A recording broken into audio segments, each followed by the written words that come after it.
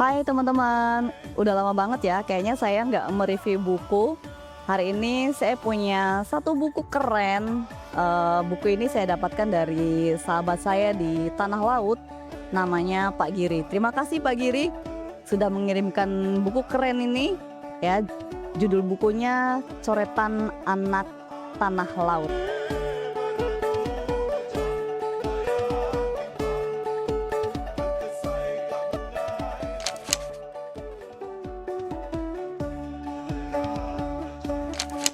Nah, jujur ketika saya melihat buku ini, saya merasa sangat penasaran dan ingin sekali membaca tulisan karya anak-anak SMP dari Tanah Laut. Kemudian saya begitu mulai membaca satu buah kisah, kemudian seterusnya, dan sampai ada 24 tulisan karya siswa-siswa SMP di Tanah Laut ini, saya merasa begitu terkesan ya, karena masing-masing cerita tuh punya keunikannya sendiri-sendiri. Sebelum saya mereview isi buku ini, saya ingin menyapa beberapa penulis muda yang tulisannya membuat saya berhenti sejenak dan berpikir, kemudian tersenyum dan wow gitu ya. Ada Adik Munawaroh dari SMP 2 Panyipatan, kamu keren banget sih. Lewat tulisan kamu tentang anyaman purun, saya jadi sadar gitu bahwa benda-benda yang sering kita anggap biasa ternyata menyimpan satu kisah, satu budaya yang perlu dijaga gitu. Kayaknya cara kamu bercerita itu membuat saya ikut peduli terhadap tradisi itu gitu ya.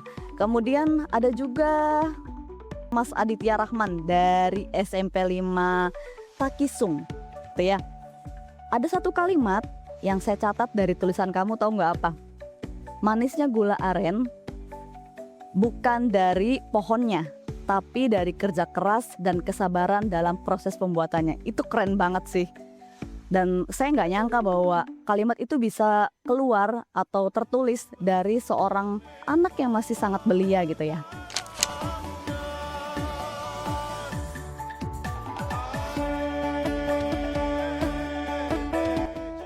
Ada juga nih karya Mbak Naila Nazlah yang mengenalkan saya pada adat Basalamat Tahun.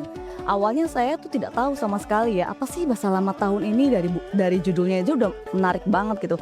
Ternyata teman-teman, ada tradisi di Tanah Laut itu namanya Basalamat Tahun, yaitu tradisi membuat kue dan menyelamati 2 buah topeng. Nah, penasaran kan teman-teman? Menariknya lagi nih, dari cerita itu saya jadi paham loh bahwa tradisi-tradisi seperti itu bukan sekedar upacara, tetapi juga cara masyarakat menjaga hubungan dengan alam dan lingkungannya. Saya jadi penasaran nih, ingin mencari tahu lebih banyak terhadap apa sih Basalamat Tahun itu. Teman-teman juga pasti penasaran kan? Baca buku ini makanya nih. Dan itu baru beberapa cerita ya, masih banyak lagi cerita yang lain yang lebih seru dan menarik dari buku ini.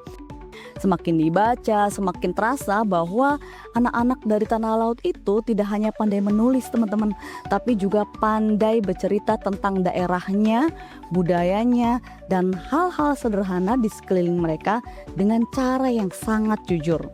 Nah, ada juga nih saya tertarik dengan cerita tentang Bisik Bajuin. Nah, karya dari Ananda Katrina Priscilia gitu ya, yang membuat saya betah berlama-lama membaca cerita itu. Saya suka dari karakter 2 tokohnya, yaitu Alin dan Raffi kalau nggak salah ya. Ada sesuatu yang hangat dalam hubungan mereka gitu. Terutama si Raffinya nih selalu menemani Alin dan dengan sabar menjelaskan banyak hal kepada Alin, termasuk tentang air terjun Bajuin itu. Dan jadi saya pengen tahu ya, penasaran banget seperti apa sih keindahan air terjun Bajuin itu, dan katanya dia itu bisa berbisik loh gitu.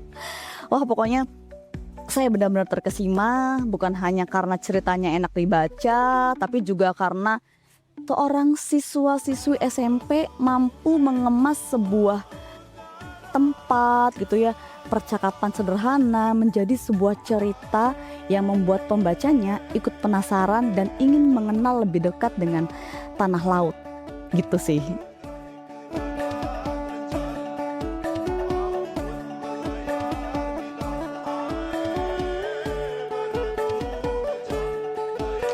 Yang saya rasakan saat membaca buku ini, apa ya, seperti sedang mendengarkan anak-anak bercerita tentang dunianya.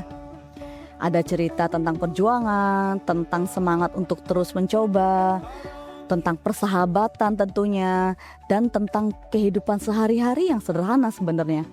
Semuanya tuh tertulis dengan cara yang apa adanya tanpa dibuat-buat gitu. Dari cerita-cerita itu saya seperti diajak mengenal tanah laut gitu. Saya baru tahu dari cerita itu ada kue cucur dari Panyipatan. Saya nggak tahu ya kue cucurnya itu bentuknya seperti apa. Apakah sama seperti kue cucur dari Jawa Barat nih? Itu salah satu kue kesukaan saya, teman-teman. Nah, cara anak-anak ini menceritakannya sederhana tapi justru membuat saya tuh penasaran. Begitu juga ketika membaca tentang Bajuin tadi ya. Saya sempat bertanya-tanya seperti apa sih keindahan tempat itu. Rasanya ingin banget nyari tahu lebih banyak tentang Bajuin. Sampai saya tuh nanya ke kawan saya di Tanah Laut, emang ada tempat namanya Bajuin? Terus seperti apa sih keindahan Bajuin? Saya tanya kepada Mbak Roro, kalau Mbak Roro inget ya.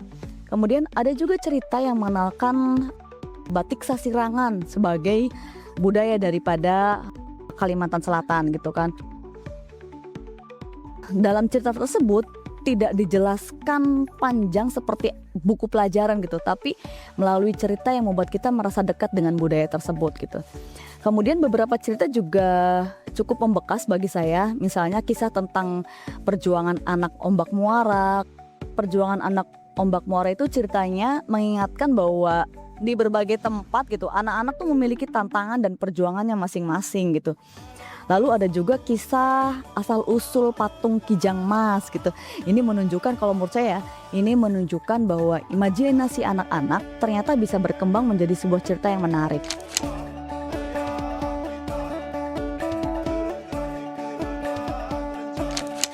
Buku ini membuat saya kembali ingat bahwa tulisan anak-anak tidak selalu sederhana dalam makna. Kadang dari cerita-cerita yang ditulis dengan bahasa yang lugu, kita justru bisa melihat banyak hal. Cara mereka memandang hidup, mencintai daerahnya, menghargai persahabatan, dan cara mereka menyimpan harapan tentang masa depan. Bagi saya, kekuatan buku ini ada di situ ya. Cerita-ceritanya tidak berusaha menjadi luar biasa, ia hanya bercerita tentang kejujuran dunia anak itu gitu. Dunia anak-anak dari tanah laut tuh. Dan justru itu menjadi satu kenikmatan bagi pembacanya seperti itu.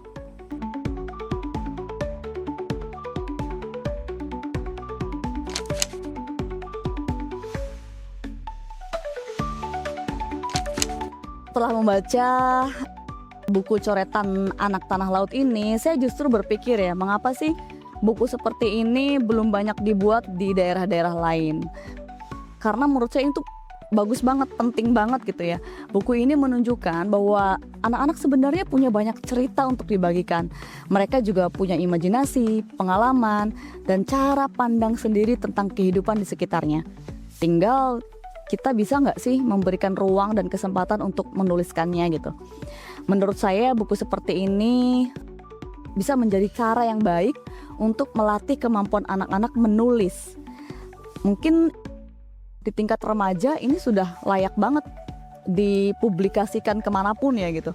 Menulis tidak selalu harus dimulai dari hal-hal yang besar, justru dari tempat tinggalnya, makanan khas daerahnya, cerita rakyat yang ada di sekitarnya, kemudian pengalaman sehari-hari, itu juga bisa menjadi latihan menulis yang sangat berharga bagi mereka gitu ya. Kemudian lebih dari itu, buku ini juga mengajarkan anak-anak untuk mengenal dan mencintai daerahnya. Ketika mereka menulis tentang kayak tadi kue cucur gitu kan dari Panyipatan, tentang Bajuin, tentang Sasirangan, atau tentang kisah Kijang Mas, sebenarnya mereka sedang merekam ingatan dan identitas daerahnya gitu. Mereka belajar bahwa tempat asal mereka memiliki cerita yang layak untuk dikenalkan kepada orang lain gitu. Saya juga melihat dari buku ini sebagai bentuk promosi daerah yang menarik gitu. Selama ini promosi daerah kan banyaknya pakai brosur, video, atau melalui media sosial gitulah ya. Nah, buku ini menawarkan cara yang berbeda. Kita bisa mengenal tanah laut bukan dari satu data, statistik, atau informasi wisata, tetapi melalui cerita yang ditulis oleh anak-anaknya sendiri. Rasanya kayaknya lebih dekat ya, dan lebih membekas gitu kalau baca langsung gitu.